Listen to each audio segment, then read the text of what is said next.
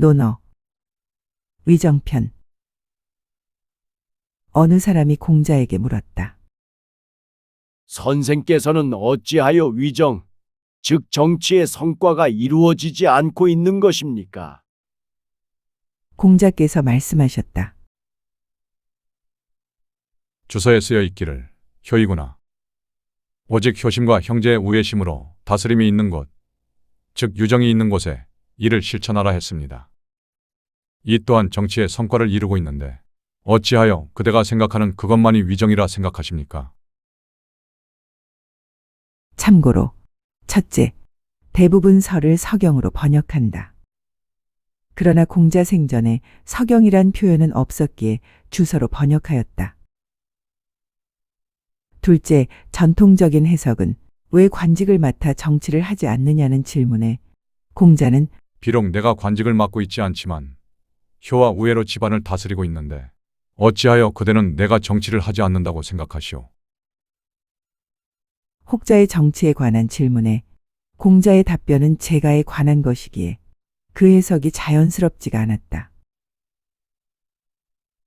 개인적으로는 위정을 정치를 하다가 아닌 정치적 성과를 이루다로 해석한다. 질문자는 선생께서 정사를 돌보고 있는데 어찌하여 정치의 성과가 이루어지지 않느냐는 질문에 공자는 주서의 군진편, 효와 우애심으로 다스림이 필요한 곳, 즉 유정의 일을 실천하라를 인용하며 내가 관직을 맡아 백성들에게 효심과 우애심을 가지도록 권면하고 장려하고 있는데 그대는 어찌하여 정치적 성과가 없다고 생각하시오? 이와 같이 반문하고 있는 것이다. 질문자는 통념적인 현실 정치에 대하여 묻고 있는 반면에 공자는 백성들을 향한 도덕 정치를 말하고 있는 것이다. 공자께서 말씀하셨다. 정으로, 즉 법제와 금령으로 정사를 처리하고 형벌로서 나라를 다스리게 된다면 백성들은 형벌만을 면하려 애쓸 것이고 결국 자신이 한 잘못에 대하여 부끄러워하는 마음이 전혀 없게 될 것입니다. 따라서 정 대신에 덕으로 국정을 이끌고 형벌 대신에 예로서 나라를 다스리게 된다면 저마다 자신의 잘못에 대하여 부끄럽게 생각할 것이고 점차 나라의 국격이 바르게 세워지게 될 것입니다. 덕으로서 국정을 다스릴 수만 있다면 그 모습은 마치 북극성은 제자리에 있고 모든 별들이 북극성을 향해 받들며 따르고 있는 것과 같다 할 수 있습니다. 노나라 군주 애공이 물었다. 어떻게 해야만 백성들을 복종하게 할 수 있겠소? 정직한 사람을 청거하여 그릇된 사람 위에 놓으면 백성들이 따를 것입니다. 그러나 반대로 그릇된 사람을 청거하여 정직한 사람 위에 놓으면 백성들은 복종하지 않을 것입니다. 번지가 자아에게 물었다. 조금 전에 제가 선생님을 뵙고 지에 대해 물어봤더니 선생님께서는 바른 사람을 등용하여 그릇된 사람 위에 둘 수만 있다면 그릇된 사람들을 바르게 만들 수 있을 것이다. 이렇게 말씀하셨는데 무슨 뜻입니까? 자아가 감탄하면서 말하였다. 선생님 말씀은 정말 대단하십니다.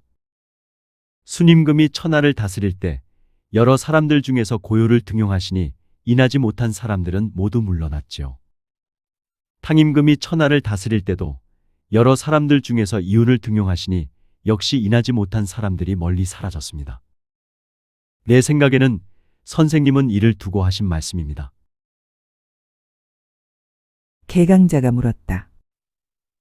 백성들이 공경하고 충성하도록 권면시키려 하는데 어떻게 해야 하겠소? 자신에게 엄정하게 하시고 백성들을 대한다면 백성들은 공경함을 가질 것입니다. 또한 백성들에게 효와 자애의 마음으로 대한다면 백성들은 충성심을 가지게 될 것입니다. 마지막으로 선량한 관리를 청거하여 백성들의 능하지 못함을 교육시킬 수 있다면 대부께서 바라시는 바와 같이 백성들을 권면시킬 수 있을 것입니다. 대부분 논어책에서 임지의장을 백성들에게 위엄있게 또는 엄정하게 대한다로 해석한다. 그러나 개인적으로는 자신에게 엄정하게 대한다로 해석한다. 타인에게 무엇을 바라기 전에 자신부터 먼저 바르게 해야 한다는 것이 공자의 철학이라 생각하고 있기 때문이다. 제자가 공자에게 질문하였다. 선생님께 효에 관하여 묻고 싶습니다.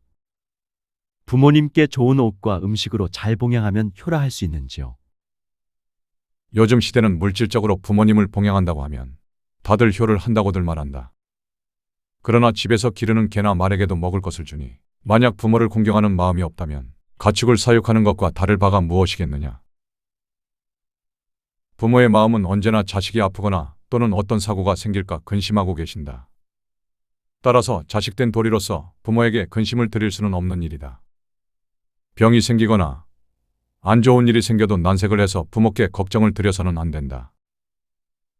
부모를 봉양하는데 수고스러움은 어린 아랫사람들에게 시키고 술과 음식을 드릴 때 어른 먼저 드시게 하는 정도 가지고 어찌 효라 할 수 있겠는가. 부모를 대하는 마음과 자세는 진심을 다해서 모셔야 한다. 생난 유사를 의역하면 안 좋은 일이 발생하여도 근심이 얼굴에 나타나지 않도록 하여 부모님께 걱정을 드리지 않도록 애써야 한다. 생난보다는 난색이란 표현이 더 일반적이어서 여기서는 난색으로 번역하였다. 군자불기. 공자께서 말씀하셨다. 군자는 소소한 일에 관해서는 잘 알지 못한다 해도 큰 일을 맡아 능히 할 수 있을 것이며 소인은 큰 일을 맡아 할 수는 없겠지만 작은 일에 관해서는 잘 알고 있을 것이다. 언젠가 번지가 나에게 곡식과 채소를 기르는 방법을 알려달라고 요청한 적이 있었는데 그런 것은 나보다 늙은 농사꾼에게 물어보는 것이 더 낫다는 뜻으로 번지에게 알려준 적이 있었다. 번지여, 너는 소인이었구나.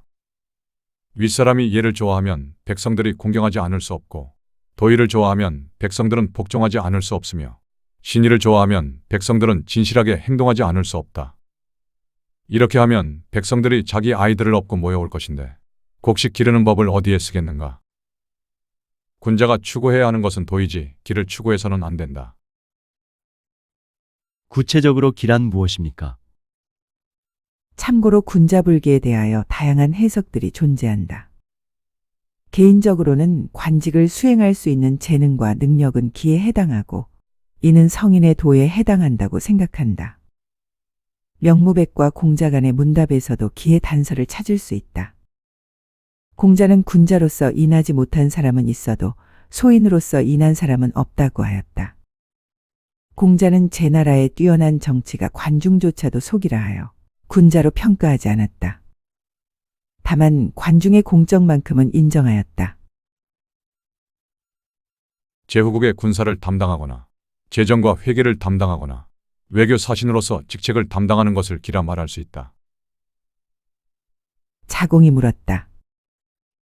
그렇다면 저는 어떻습니까? 공자께서 말씀하셨다. 너는 기다. 어떤 기입니까? 호련이라 할 수 있겠구나. 자공이 질문하였다. 만약 백성들에게 널리 은혜를 베풀고 빈곤을 구제할 수 있다면 이를 인하다 말할 수 있습니까? 어찌 인하다고만 말할 수 있겠느냐. 그는 반드시 성인일 것이다. 여임금과 순임금조차도 그렇게 하지 못한 것을 근심하실 정도였다. 인이라는 것은 자신이 서고자 할 때 먼저 다른 사람부터 서게 해주는 것이다. 또한 자신의 뜻을 이루고 싶을 때 남부터 먼저 뜻을 이루게 해주는 것이다. 자신이 원하는 것이 무엇인지 알아서 남이 원하는 것이 무엇인지 이해하는 것이 바로 인의 실천 방법이다. 이에 자공이 말하였다. 그렇다면 저도 남이 저에게 하기를 바라지 않는 일을 저 또한 남에게 하지 않으려고 합니다. 서야, 그것은 너가 할 수 있을 것 같지 않구나. 명무백이 질문하였다. 자로는 인합니까? 인한지 잘 모르겠습니다. 요는 천승의 나라에서 군사직을 맡아 능히 다스릴 수는 있겠지만 그것이 인한 것인지는 알 수 없습니다. 군은 어떻습니까? 군은 천호의 큰 읍이나 백승의 가문에서 직책을 맡아 능히 다스릴 수는 있겠지만 그것이 인한 것인지는 알 수 없습니다. 그렇다면 적은 어떠한가요? 적은 의관을 갖춰 입고 조정에서 손님을 접대하는 직책을 담당할 만하지만 그것이 인한 것인지는 알 수 없습니다. 제자가 물었다. 만약 남을 이기려 하지 않고 자기를 과시하지 않고 남을 원망하지 않으며 욕심내는 일을 하지 않는다면 인하다 할 수 있습니까? 공자께서 말씀하셨다. 하기 힘든 일이라 말할 수 있겠지만 그것이 인한 것인지는 잘 알 수 없구나. 공자께서 말씀하셨다. 이단을 공격하거나 비난하는 것은 그저 해가 될 뿐이다.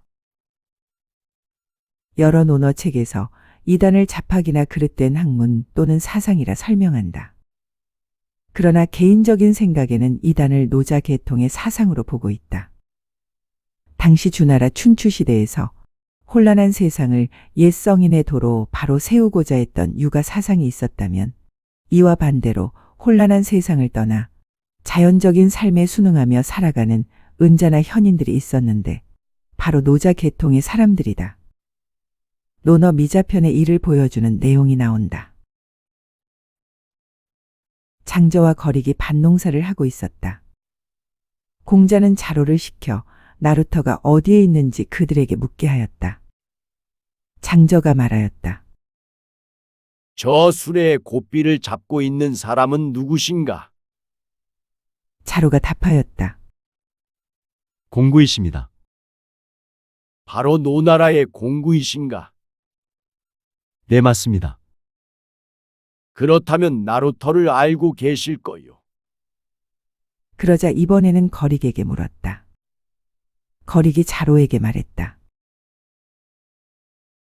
그런데 그대는 누구시오? 중유라 합니다. 노나라 공구의 제자란 말이오. 그렇습니다. 큰 강이 도도히 흐르듯 천하 역시 그러하건대 누가 그것을 바꿀 수 있겠소? 그대가 사람을 피해 다니는 선비를 시중들며 모시는 것보다 세상을 피해 은둔하며 사는 선비를 모시는 것이 어떠하겠소? 그는 씨를 뿌리고 흙으로 덮으며 농사일을 계속하였다. 자로가 공자께 가서 자신이 겪은 일을 아뢰었다. 공자께서 잠시 묵묵히 생각에 잠기시다가 말씀하셨다. 그들처럼 새와 산짐승과 한 무리를 지어 그렇게 살 수는 없는 것이다. 내가 세상 사람들과 함께 하지 않는다면 누구와 함께 하겠는가? 만약 천하의 도가 행해지고 있다면 내가 관여하여 굳이 바꾸려 하지 않을 것이다. 저들과 다르게 추구하는 도가 다르다면 함께 이를 도모하지 않을 뿐이다. 저들과 논쟁해서 무슨 이득이 있겠는가? 그렇다면 함께 학을 수행하는 저희들은 어떻습니까? 함께 도를 추구할 수 있는지요? 이 말을 명심하거라.